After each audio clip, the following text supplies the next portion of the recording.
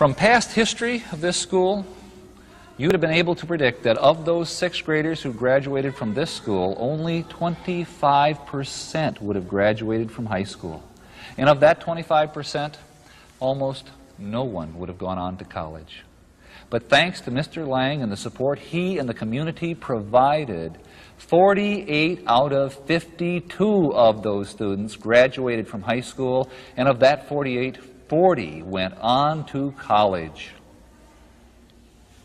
Here at PS 121, in the heart of Harlem, we see perfectly illustrated what Benjamin Singer wrote about: the power of a child's vision with the help of the community to overcome history and economics, to motivate that child to extraordinary achievements.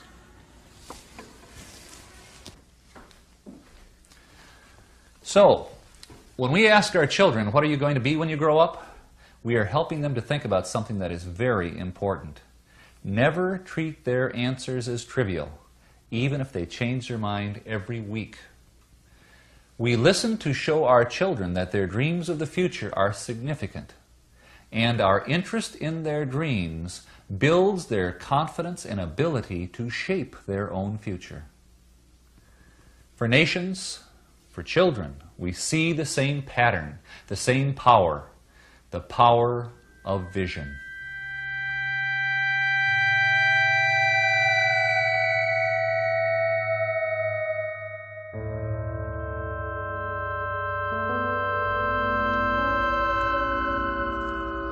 This is Auschwitz. It seems a strange place to come to talk about vision.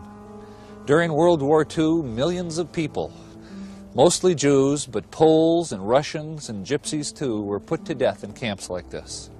The reason we have come here is to examine the importance of vision under the worst possible conditions.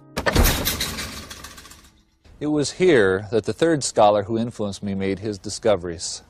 His name was Viktor Frankl. He was a psychiatrist in Vienna. He had a good practice, lived the good life.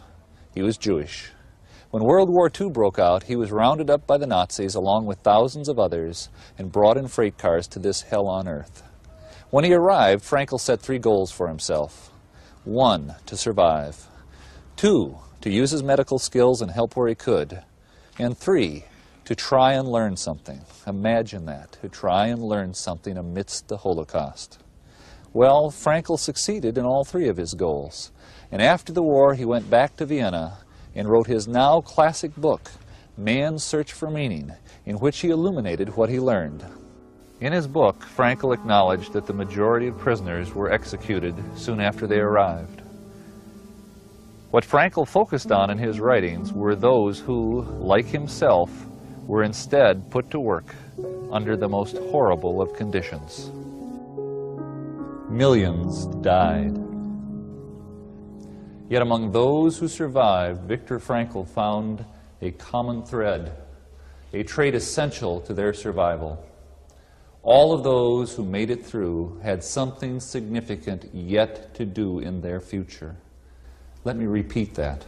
All of those who made it through had something significant yet to do in their future. And here we see the pattern again, the power of a vision of the future to help overcome seemingly insurmountable odds. Let me illustrate with one of Frankl's stories. 2 men were going to commit suicide. It was a common occurrence here in the camp. Their friends literally saved their lives by reminding them of their future.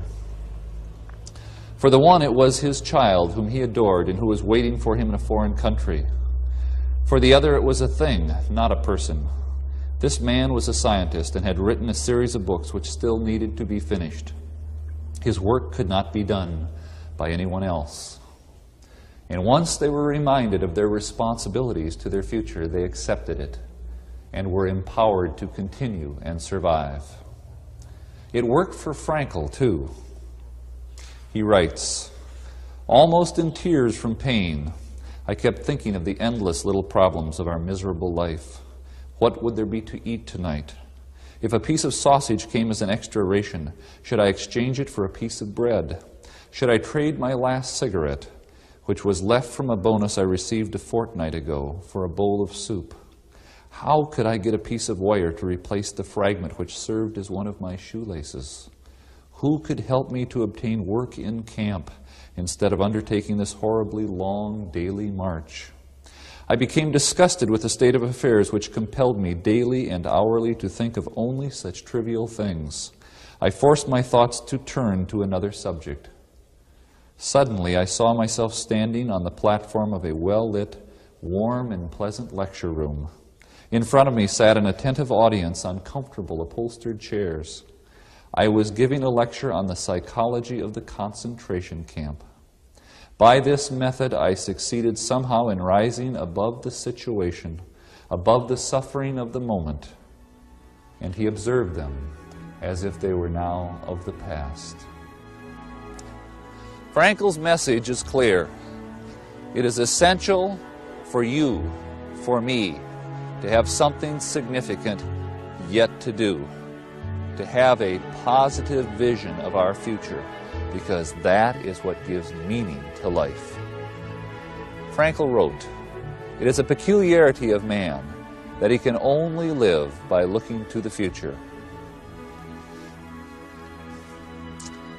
And this is his salvation in even the most difficult moments of his existence."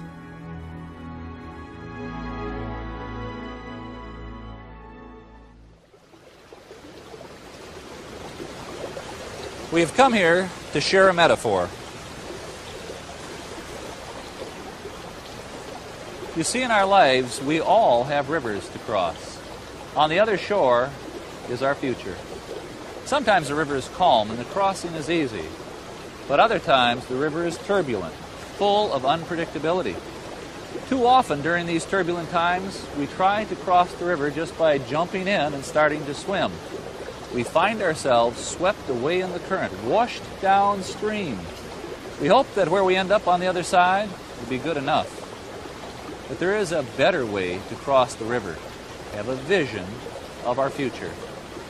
Then, when we see our vision beckoning to us with its positive power, it will reach like a rope back across the river to give us something to hang on to as we step into the water. Now, the river is going to grab at us, try to break our grip, try to carry us away from our destination. It takes work to hang on. We have to pull with our own muscles, think with our own minds, commit with our own hearts. No one else can do the work for us. And while there is no guarantee that we will arrive at our goals, this rope, extended from the power of our vision, offers us our best connection to the future. And if we grab it firmly in our hands, then we will be ready to take the plunge and venture toward tomorrow. We have looked at nations that have risen from nothing to world shapers. We've examined the research on the key ingredients that make children successful. We have visited a place where people were put through the most difficult conditions that human beings could be put through and survived. And all of these have a common thread: the power of a positive vision of the future. Now, I bet I know what you're all thinking. Where is the corporate discussion? If it works for nations, and it works for kids, and it works for adults, does it work for organizations? Of course. In fact, this discussion is fundamental to human nature at all scales. Organizations are one of the best places to see this illustrated because they have the proper size and complexity to really use vision's power. Think about organizations, beginning and mature, profit and non-profit, who are doing amazingly well, and I'll bet they're being driven by a vision. Let me give you some examples. Boeing, for instance, with its vision of a world-spanning huge plane that became the 747. Or Sony, with its vision of entertainment for everyone, the Walkman. French Telecom, the French telephone company that decided it would be the best phone company in Europe, when maybe it was the worst. IBM, that bet the corporation on its vision of the 360 series mainframe computer. Milliken and Company with its relentless pursuit of excellence. The Salvation Army, a nonprofit group that's had a 100-year vision to help the poor and the destitute. And Toyota, whose vision is not to be just the best car company in the world, but the biggest.